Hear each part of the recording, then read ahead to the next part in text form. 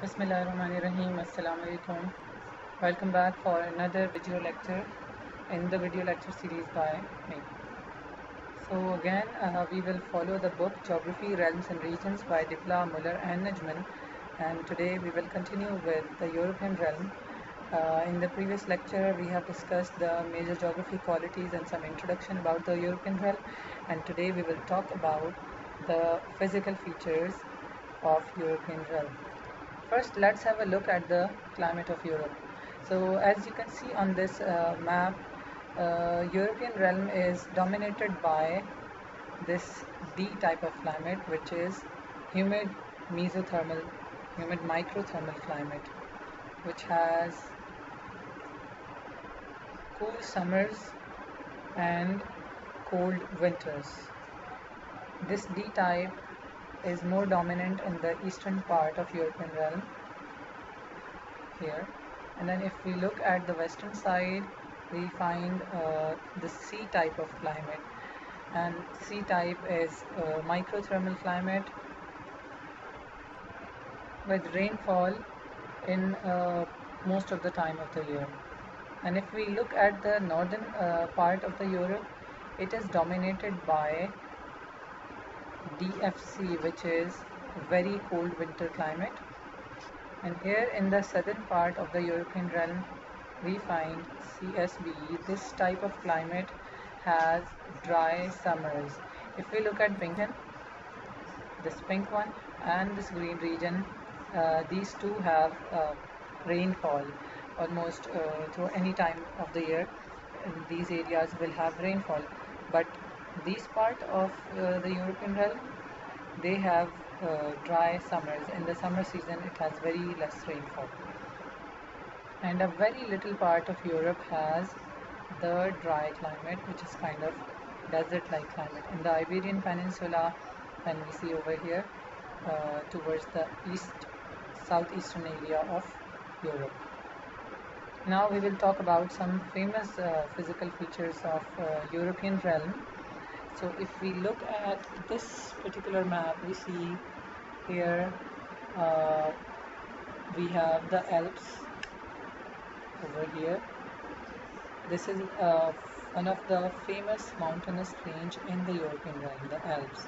Then we have the Apennines, and then we have Cantabrian mountains, then Scottish Highlands. Another famous mountainous range of the European realm is the Balkan mountainous range. Let's have a look at some of the famous water bodies in Europe. Now let's have a look at this particular green region. This region is known as the North European lowland, and this is the region of the world where we find the rivers which flow from south to north direction. While if we look at the major rivers of the world, their typical pattern is from north to south, but this is the region where we have the rivers flowing from south to north. They have their sources over here somewhere in the south, and the river ends at the north in the Baltic Sea and the North Sea. So this is something which is not common throughout the world. So generally people think that rivers flow from north to south due to some reason, but there is no obvious reason. The only thing is that we have mountains towards the north. ज़्यादातर जगहों पे पहाड़ north की तरफ हैं और दरिया या समंदर साउथ की तरफ हैं. This is the reason कि rivers start from north and it is ending at the south. But it's not hard and fast, जैसा कि we have seen in the European lowland of north. So Europe is full of rivers. It's a humid region. It has rainfall. तकरीबन सारा साल बारिश होती है. Not every day, but it can rain any time. तो उसको कहा जाता है humid climate. So that's why it's full of rivers. But we will see some famous ones. So there we have the Danube River. It's very famous. And River Seine. It's in France. River Rhine. It's in Germany. Then there are many, but we will focus on the famous ones only. Then we say the Ebro River in Spain. These are the rivers. Now let's have a look at the seas. Since it is a region, a realm which is called as peninsulas of peninsulas and islands, so there are a lot of seas. Sea कहते हैं ऐसी water body जो किसी भी land mass से near by हो. It neighbors any land mass. So here we see at the top ये Scandinavian peninsula और इसके साथ ही Baltic Sea. Then if we come towards the Great Britain, between Great Britain and the Europe's mainland, इसे mainland कहते हैं, this one, and this is the offshore European realm. So in between that we have the North Sea. Then between the two big islands of Great Britain we have the Irish Sea.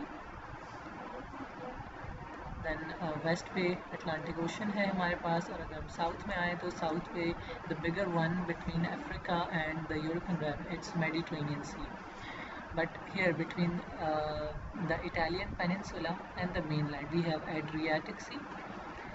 Then Greece के पास, this is Greece and this is Turkey. Between Greece and Turkey we have the Aegean Sea. And then the famous Black Sea. Black Sea is the sea which connects the main Russian region with Mediterranean Sea. Russia से अगर आप waste की तरफ travel करना चाहें तो first आप जाएंगे ब्लैक सी पे, एंड ब्लैक सी के बाद यहाँ पर एक छोटी सी ओपनिंग है. It looks very small on the map, of course reality में it's not this much small. तो ब्लैक सी से एजियन सी में जाते हैं एंड देन मेडिटेरेनियन सी, और अगर वेस्ट पे जाएंगे तो फिर मेडिटेरेनियन सी से अटलांटिक ओशन, और अगर ईस्ट की तरफ जाना हो तो we have the Suez Canal जिसके through you go to Red Sea and then Indian Ocean. So these are some of the important and famous water bodies of European realm. I forgot one river, which is the River Thames over here in the UK. So River Thames, River Seine, and was that River Danube, River Rhine. So these are some of the famous rivers of Europe which you need to have on your fingertips. So that was a brief account of the physical features of the European realm. In the next video we will talk about the history of a brief history of European realm. Thank you for watching.